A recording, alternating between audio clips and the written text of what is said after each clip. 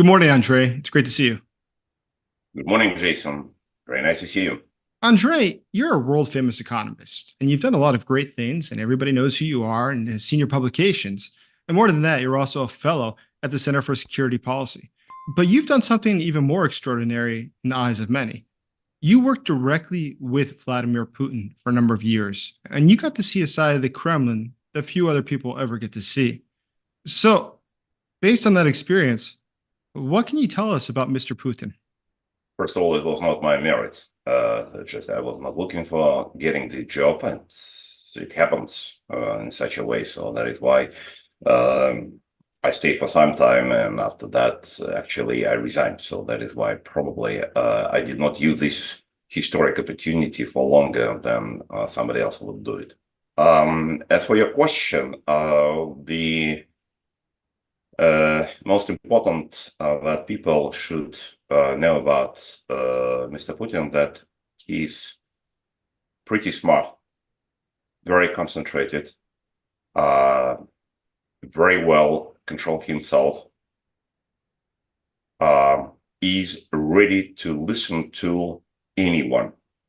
This is probably the only person in the world that I ever met and I ever talked to who is ready, is able and eager to listen to anyone, regardless of their political, ideological, ethical, and so background. So he is, at least when I knew him personally, so he was exactly that person. And from what I can see from his behavior, even years after that, so looks like he continues to be mostly such a person. And probably two most important features of his character is, first one, consistency in his mindset, in his thinking, in his actions, and at the same time, evolution of his mindset, of his ideology, and his action. And this combination of consistency and evolution probably creates the most important image and picture and character of Mr. Putin. So, do you have any anecdotes illustrating how he is as a person? Okay, let's take what exactly in front of our eyes and in front of the world for last depending on who paid attention to this war, the war that Putin unleashed against Ukraine. Certainly those who are not very familiar with Russia, with Ukraine, with Russian-Ukrainian war, could say that it continues for the last 2 years and several months. Those who involved deeper know that this war goes for at least 11th year, started in 2014. But those who really studied Mr. Putin well as Russia and Ukraine recent history, they know that this war goes for at least 21 years. 21 years, this date and this term is not usually mentioned, but even by very informed experts. But we need to look into it because the real beginning of the Russian-Ukrainian war, or Putin's war against Ukraine, is September 17th, year 2003. That day, Putin had the high-level gathering in little town Yeysk of Krasnodar region in Russia, where he brought together the Minister of Defense, the head of intelligence, head of foreign policy, some other people. It was probably the highest gathering of the top level leadership of Russia outside of Moscow, outside of Kremlin, outside of Moscow region, just in that part of the country.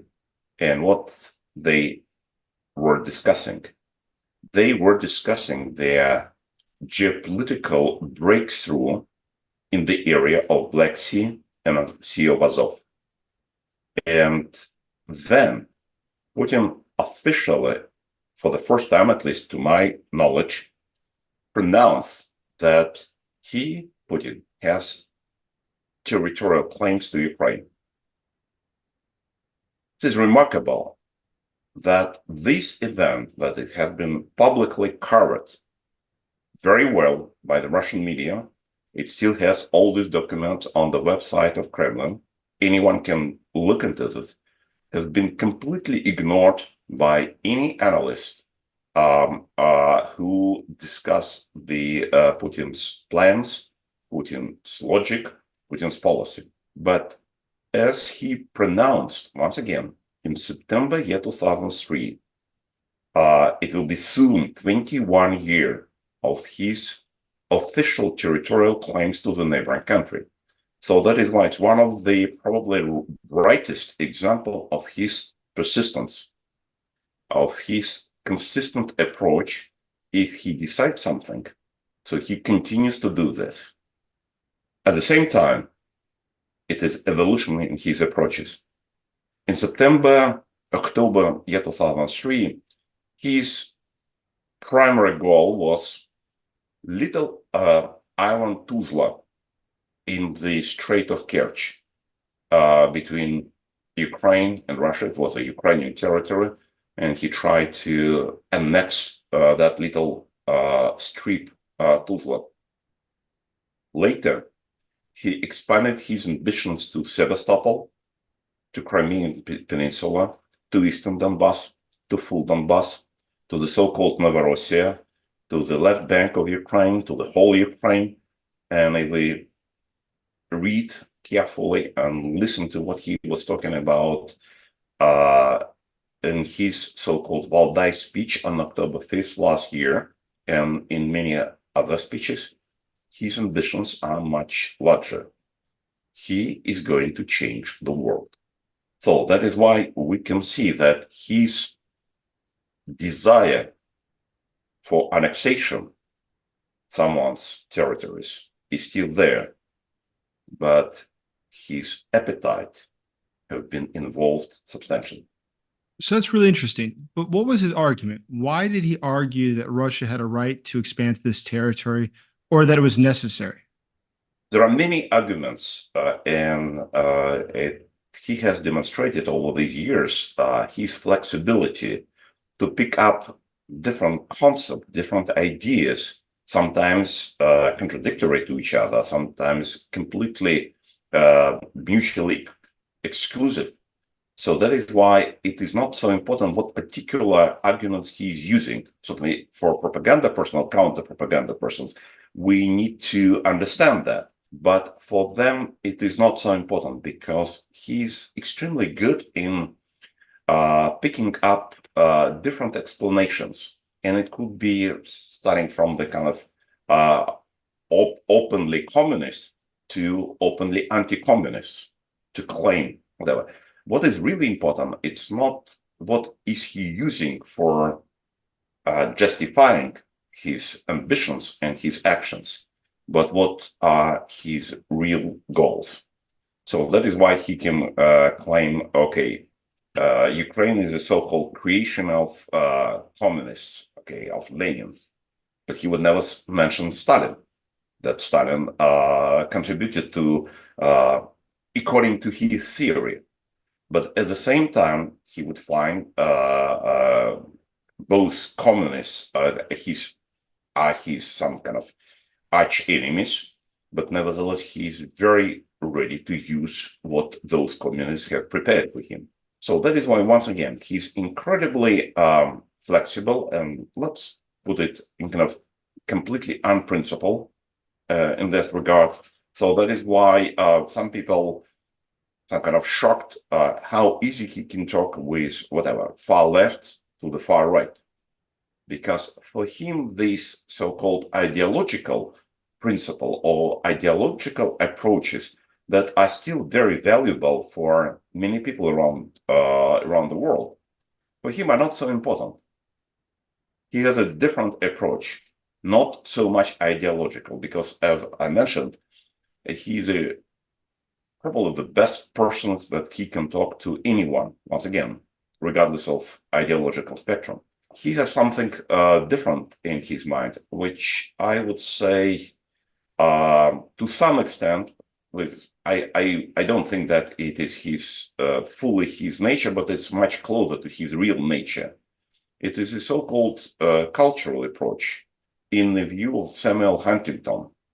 So he can see himself as a leader of the Russian Eastern Orthodox Russian-speaking community, which, from his point of view, is different from not only the Western areas, but Western countries and Western society, but from some other societies. But he thinks that these concepts, regardless whether he actually reread Huntington or anyone else, but he's trying to using this concept or something, the concept that is similar to that, to create some kind of political military security umbrella over those territories and over those people whom he consider his own, so-called. But him as a person and those around him, you got to know them, and I'd be curious what they were like. But Putin as a person, you mentioned the Orthodox world specifically. Would you say, from your interactions with him or what you know about him, would you say he's a deeply religious person, or those in his inner circle are very religious? Or is this simply an instrument as a means to an end? Okay, there are also conflicting comments about his so-called religiosity. So I think I believe, since I saw it from the very short distance, he evolved in such a religious person, but his religion is slightly different from many people consider such a religion. So, because many people would consider very important ethical code that any religion, especially Christianity, regardless of what kind of Christianity, including Eastern Orthodox Christianity, put to the such things like the life of person or security or safety of that person. It is not important for him at all. So that is why he developed his own understanding of religion, his own understanding of East Orthodox religion, and he follows his own principle and his own conduct in this regard. So I would say that for him is more important that element of Eastern Orthodox religion that gives enormous weight to power of the state, to power of the church, and he sees himself as their envoy sent by higher authorities to this earth to execute the hidden desires of the higher authorities. So that is why the only him who can receive signals from the high above, who can interpret those signals, and who can be the main leader in implementing all those signals into real policies. And the people around Putin, what are they like? And here we comes to his second part of his personality.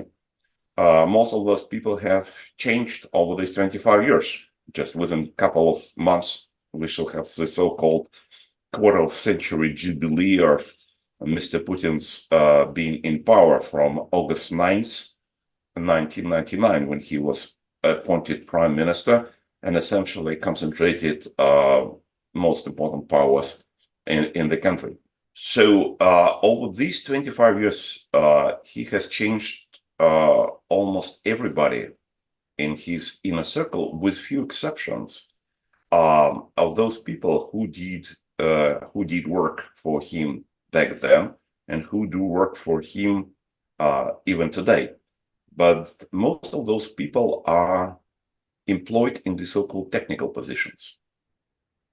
They are not those people who can influence his thinking, his mindset, his decisions. Over the 25 years, the people who really participated in the somehow decision-making process have changed dramatically.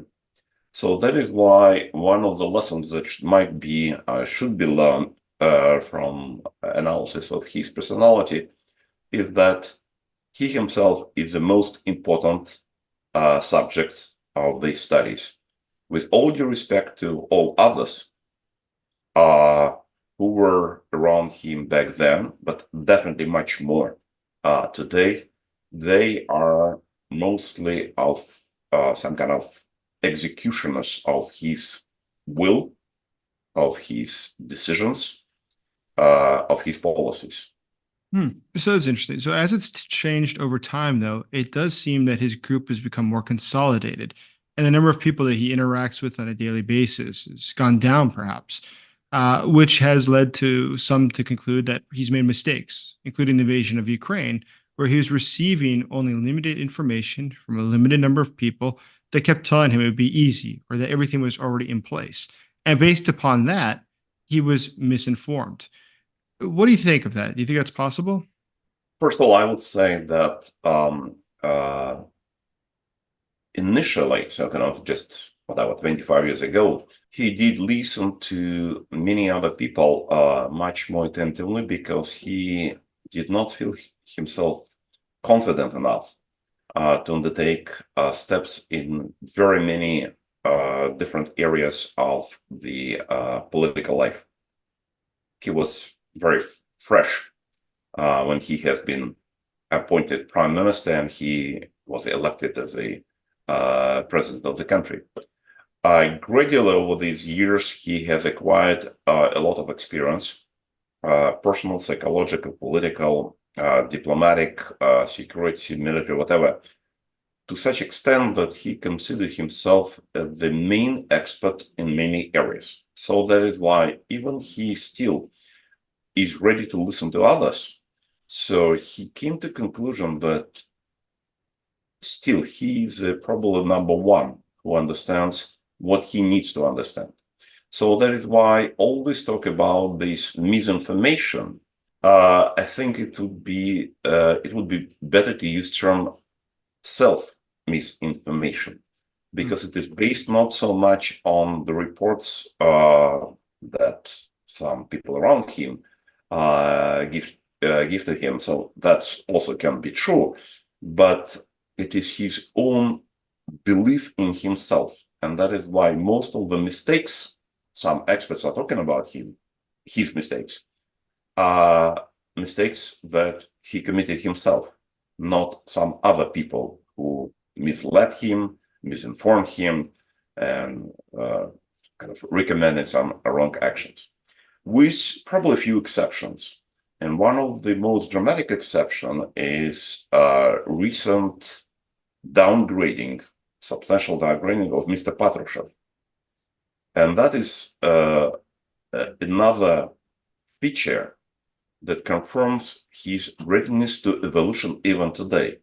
So he is not fixed, neither in his view, in his mindset, nor even with people whom he works with. Patrushev is one of the closest person to him for many, many years. And he's very close confidant. He is a very important assistant in the most dark, bloody operations that Putin ordered him to do.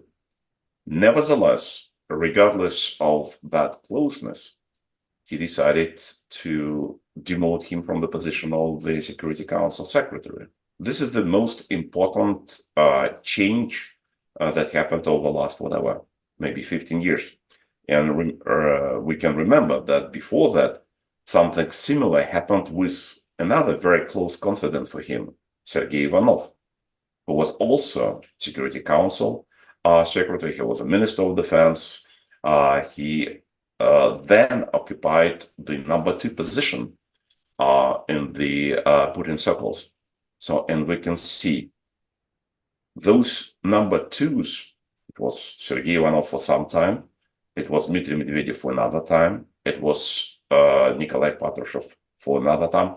So he is ready to change even the closest of his confidence. So the number two keeps changing. He himself stays there.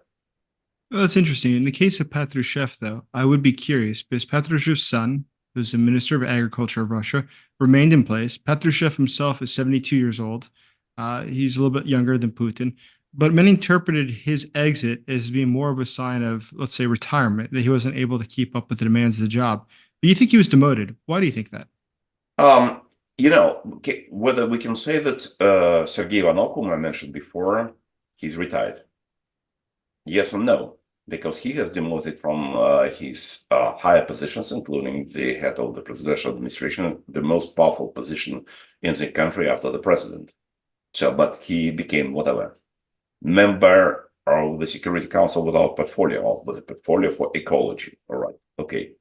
Dmitry Medvedev, he was the former president. Okay, he has been demoted, not only from that position, but also from the position of the prime minister. And now he's some kind of deputy secretary of Security Council. So, and he's now became famous, or to be correctly, infamous for his tweets and comments, right? Okay, so who can say that he occupies very important positions? Based on what he's writing, it is very clear he does not have access to the boss. No doubt. Otherwise, he would never write such a stupid stuff. As for Mr. Patrushev, so it's too early to say, but looks like that's a very important downgrading. If we look into what he was not so much writing, but he was kind of making comments and interviews over the last several years, he considers himself as a so-called Mr. Suslov of nowadays. Mr. Suslov was the member of the Politburo of the Communist Party in Brezhnev times, who was responsible for ideology. So that is why he became a kind of ideology person who some kind of imposed his ideas on the society and on Putin's Kremlin. And probably at some point, Putin himself decided that it's probably too much. Not only this element, but also element of, it is my suspicion, based on some facts, it is not fully proven, but nevertheless, it looks like Mr. Patrushev was involved in Crocus terrorist act. And he was one of the most vocal, if not the most vocal person who claimed that it was the so-called Ukraine intelligence operation. And we remember that Putin himself, for several days, claimed that it was a Ukrainian operation. After that, Putin became silent and never used all these comments, which means, and this propaganda campaign that was very active back in March, just a couple of months ago, all of a sudden dissipated. It is ended without any consequences, which means that Putin looked into the facts, found something that did not satisfy him. Probably this operation he found not successful, not effective, and at some point he punished those or that person whom he considered responsible for that. That is interesting. So when you look at the rest of what's going on in Moscow, you see that today, for instance, Russia has designated the United States as being an enemy country at this point. No longer not a friendly country, but an enemy country. I'd be curious, though. You knew Putin back at the beginning of his term when relations with the United States were much better, obviously. And there was a lot of optimism. There was a lot of hope that things would be better for the future. Did you, in your conversations with him, ever get the impression that Putin had an underlying hatred or dislike or distrust, perhaps, of the United States and of Europe? I mean, was all of the current things that we see today, this vehement spewing hatred towards the West that we see on Russian television, was this something that you would have seen 20 years ago or predicted seeing? Or is this something that he developed over time? In understanding and analyzing Putin, once again, just we need to have these two both elements, consistency and evolution. And in his attitudes toward the West, that evolution turned out to be a very different approach. You are absolutely right by saying that in the first 3.5 years, 4 years of his presidency, there was no closer to West Russian leader than Putin. And it was not only understanding on the Russian side, it was the understanding on the Western side. There was a very famous saying by Condoleezza Rice, who said once that Russia, for some moment, was closer to the United States, at least to the her administration, to the Bush administration, than Germany and France. That's a remarkable statement, that two closest NATO allies, from her point of view, were far from Washington than Putin. So that's once again, that's a remarkable. That was a honeymoon in relation between United States and Russia. Today, it is something that we cannot find something similar, even probably in the worst days of the Cold War. And it is remarkable that all of that is happening under the same person. So that is why we need to understand that the possibility for changing mindset and approaches is remarkable in this particular person. And what kind of psychological or political calculations are being used to drive these changes is a matter of very particular study.